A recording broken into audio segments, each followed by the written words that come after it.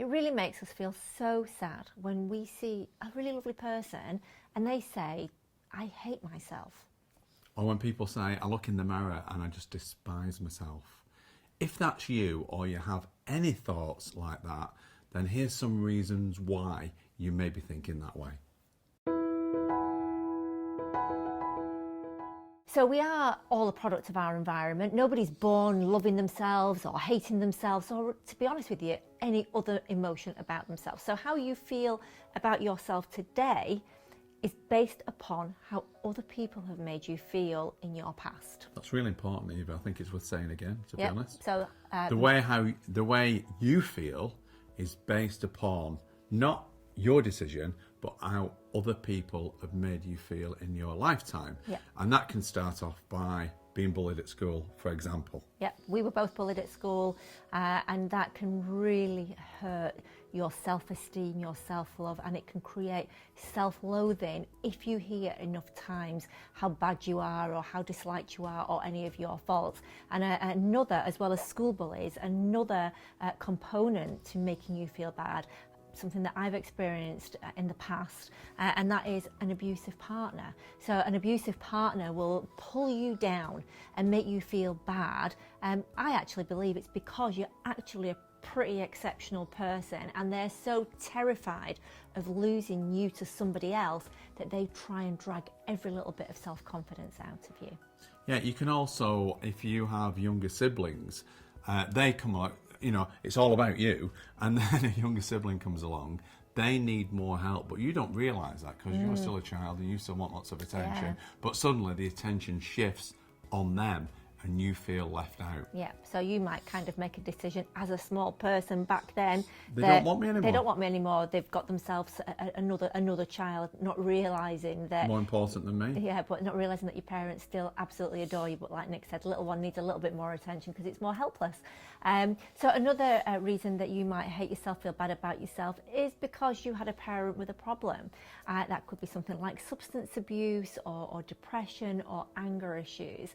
And as children, when we don't understand the world, we kind of decide what our version of why they're like that. And that version can be a complete misunderstanding and you feeling that your parent is like that because of you, or when you plead them not to be that way but they carry on sort of drinking or taking drugs or being angry, whatever it might be, thinking that, well, they must be that way, they're not stopping even though I've asked because I'm not good enough and they don't care about me, when actually your parent is very likely self-medicating an emotional pain that they've got from their past. But it's a pain that you're far too young to understand. Yeah.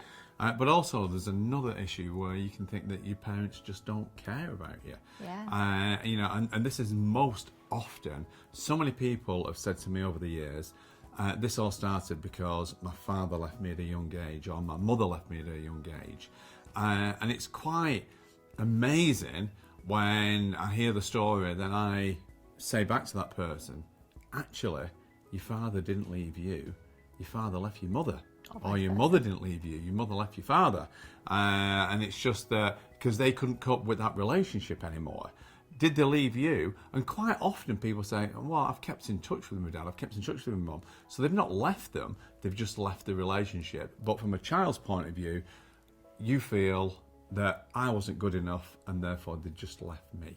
But something that we should really consider here, particularly if your self-hatred is anything to do with parents, is that, you know, children don't come with a handbook. There is no instruction manual, and your parents can only be parents based upon their role models. So, you know, you've got to ask yourself, what kind of upbringing did they have?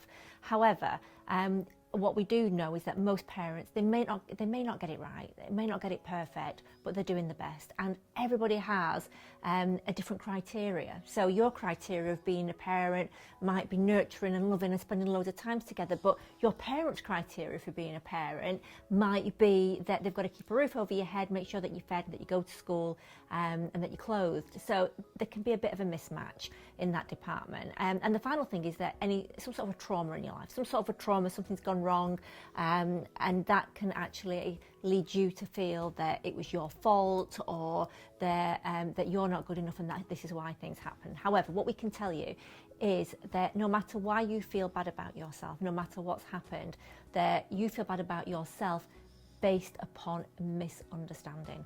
You've misunderstood. You don't realise that the fact that you were bullied is because you had something about you that really shone, or that the abusive partner was abusive to you because you were so great and they wanted to kind of diminish your sparkle and stop you from straying, or they themselves had low self-esteem, and that your parents were likely doing the best. But again, they didn't have an instruction manual. So most things are based upon some form of misunderstanding. And what we know is that, listen, you've already survived your very worst day. That's true. You've survived your worst day. And beyond that, you've achieved some amazing things in your life. Yeah. One thing that's always worth doing is just taking stock of your life.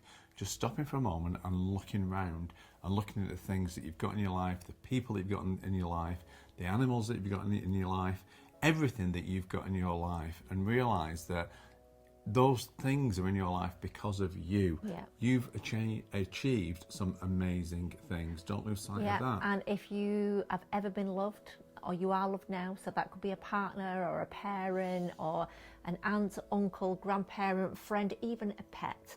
If you've ever been loved in your life, that highlights that actually you are a very lovable person. You matter.